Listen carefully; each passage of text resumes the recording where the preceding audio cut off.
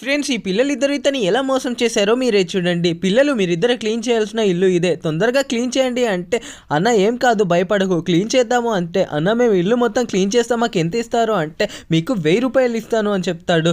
ఏంటి 1000 రూపాయల అన్న, మనకి 10 రోజులకి సరిపోతాయి అంటే, తొందరగా మీరు పని చేయండి అని చెప్పి మొదలు పెట్టమని వెళ్ళిపోతాడు.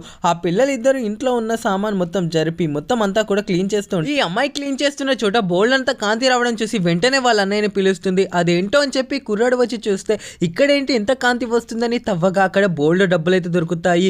మనం ఈ డబ్బుల్ని మనకి పనబ్బ చెప్పిన తనకి ఇచ్చేద్దాం, లేకపోతే మళ్ళీ మనని తిడతాడు అంటే, నువ్వేం భయపడకు, ఈ డబ్బులు మనమే తీసుకుందాం, మనం ఇలాంటి పనులు చేయనక్కర్లేదు, నువ్వు ఈ డబ్బుల్ని పట్టుకొని ఇక్కడే ఉండు, నేను ఏదైనా కవర్ తీసుకొని వస్తాను అని వెతుకుతూ ఉంటే, ఇంతలోనే ఆ అబ్బాయికి ఒక బ్యాగ్ కనిపిస్తుంది.